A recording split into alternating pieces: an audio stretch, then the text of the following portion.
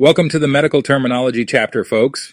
This is where we lay the foundation for understanding the language of healthcare. We've taught this lecture multiple times over the years, but it's always difficult to do so. Just ask Chris Wally or listen to our previous lectures to see for yourself. This lecture will be short and involve a lot more practice than listening. EMTs work in a world of fast-paced decisions, detailed communication, and teamwork, so knowing the right terms is a big deal. Now, I know medical terminology might seem a little overwhelming at first. It's like learning a new language, but don't worry. By the end of this chapter, you'll be cracking the code like a pro. We're talking about breaking down complex words into simple parts, understanding common prefixes, suffixes, and root words, and using them in real-world situations. Here's why this matters. Clear communication saves lives. When you know the right terms, you'll avoid confusion, report accurately, and build trust with your patients and your team. So grab your notebooks, stay sharp, and let's dive into the language of saving lives. All right, let's talk about why medical terminology matters in EMS.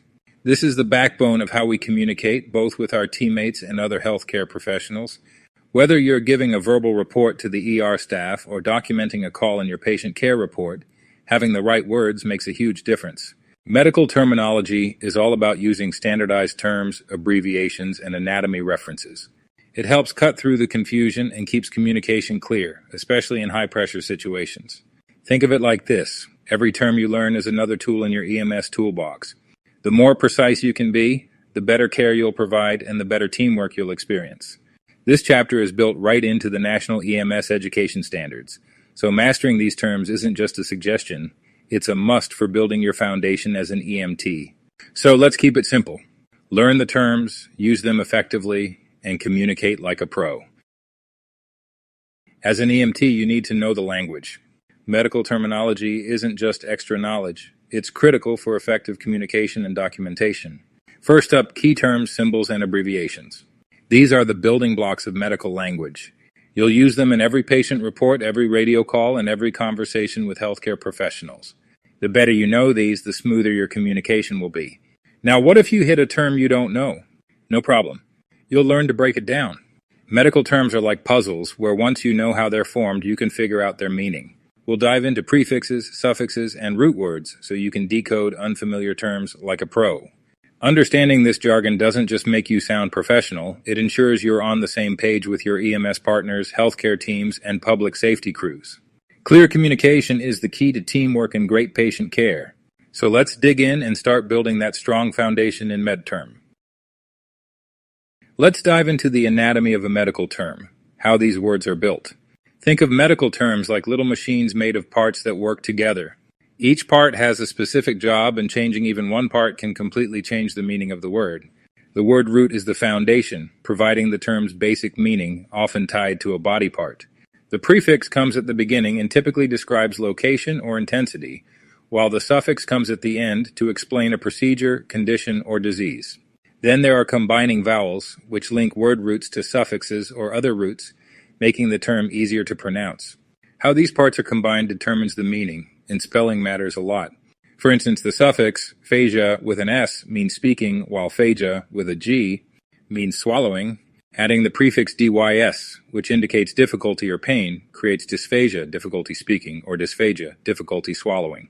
A single letter can completely change the meaning, so accuracy is critical. To break it down, the word root holds the main meaning, and most terms have at least one, sometimes more.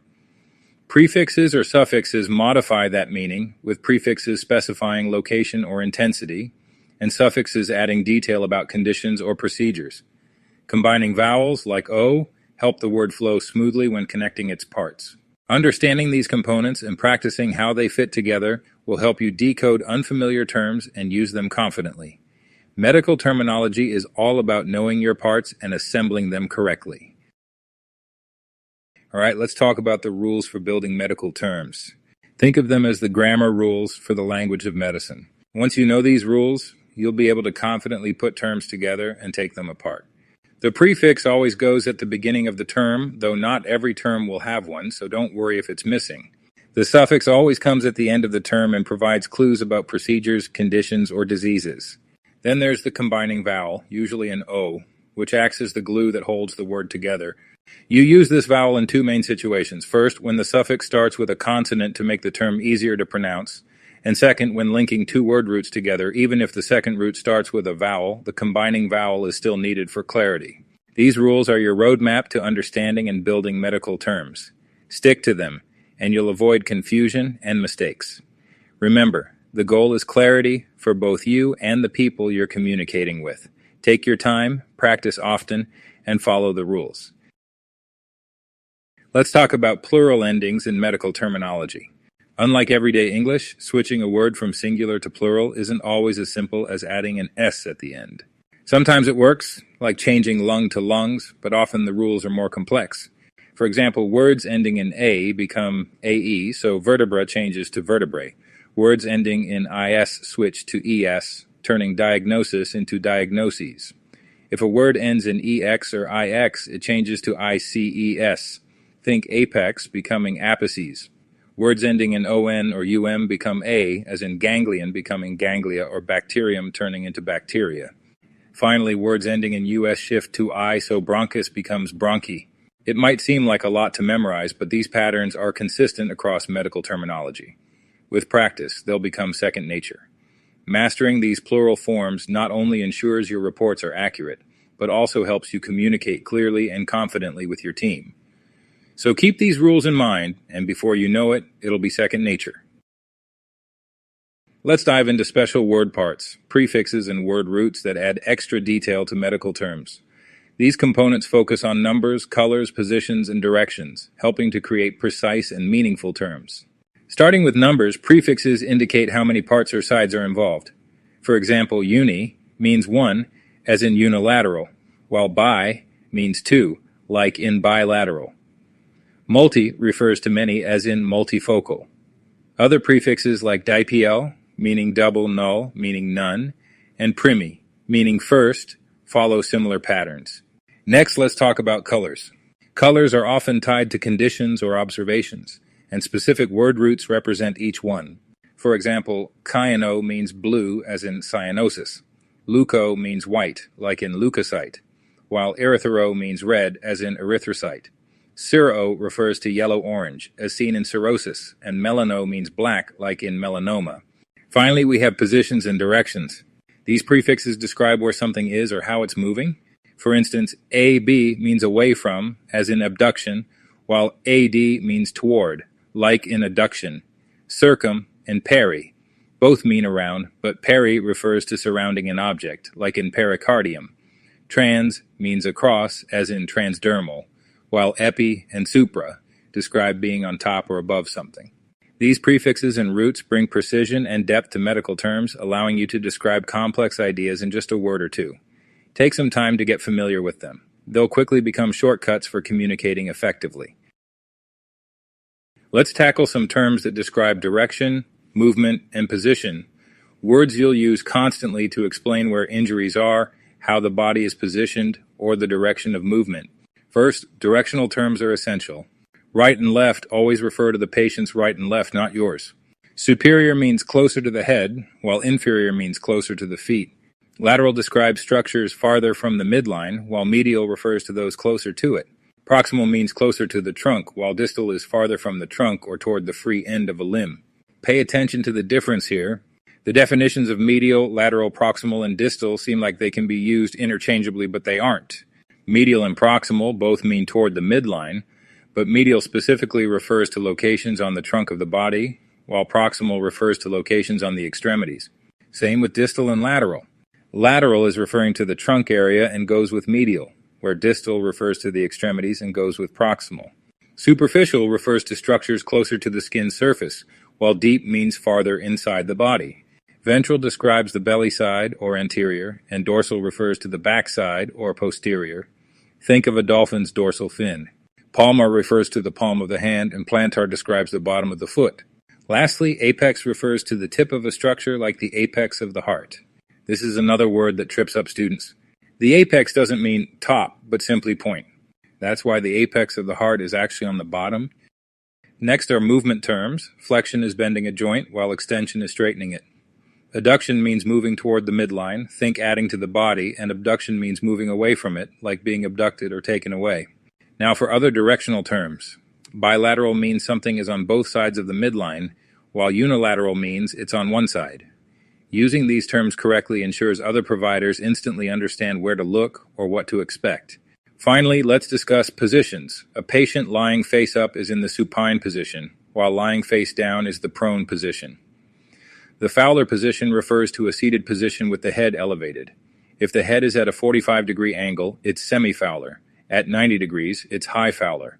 These terms are all about precision. They help you paint a clear and accurate picture of what's happening with your patient.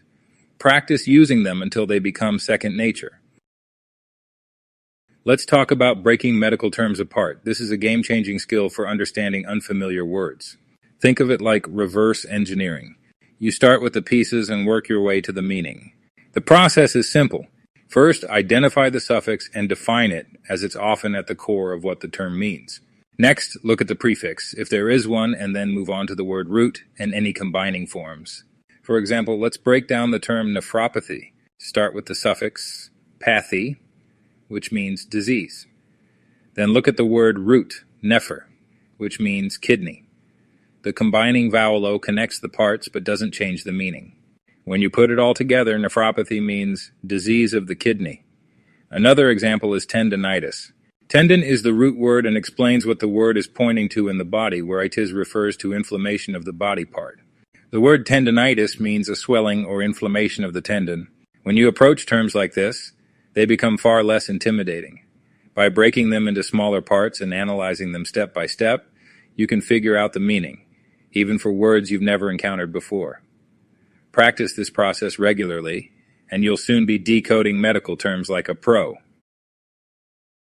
Let's wrap up by talking about abbreviations, acronyms, and symbols, the shorthand of the medical world.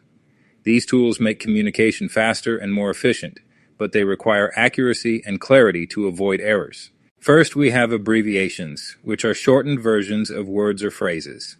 While they save time, it's crucial to stick to standard abbreviations.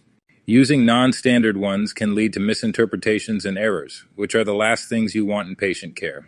Organizations like the Joint Commission and the Institute for Safe Medication Practices even publish do not use lists to prevent mistakes.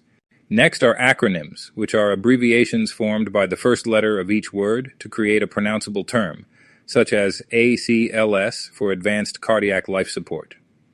Knowing the accepted acronyms in your jurisdiction ensures that everyone stays on the same page. Finally, there are symbols, which, like abbreviations, are helpful but only if they are widely understood. Stick to standard, accepted symbols to avoid confusion or miscommunication.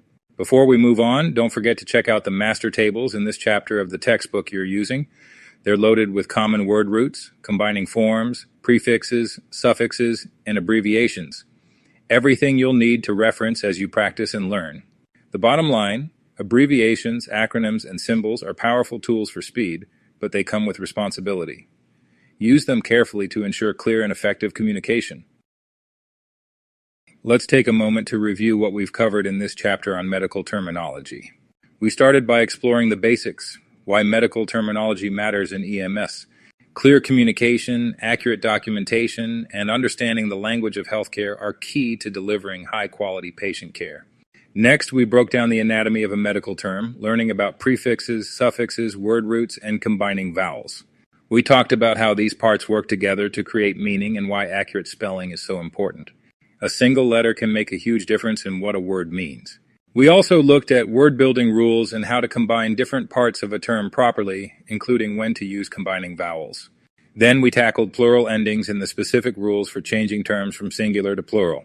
From there, we moved into special word parts like prefixes for numbers, colors, and positions, as well as common directional and movement terms. These tools help you describe exactly where injuries or conditions are and how the body is moving. We practice breaking terms apart to decipher their meaning, starting with the suffix, then the prefix, and finally the word root. By using this method, you can decode even unfamiliar terms with confidence. Finally, we talked about abbreviations, acronyms, and symbols, shorthand that helps us communicate quickly. We emphasize the importance of using only standard, widely understood terms to avoid confusion or errors. This chapter gave you a solid foundation in the language of medicine. As you practice these skills, you'll become more confident in understanding and using medical terminology to enhance patient care and teamwork. Just remember that the amount of medical terminology is vast and new words are made as new diseases are found. Practice regularly and don't be afraid to mess up in class. It gets easier. Next up, we'll explore lifespan and development to understand how the human body changes from infancy to old age and what that means for EMS care. Great work today, team. Let's keep building on this foundation.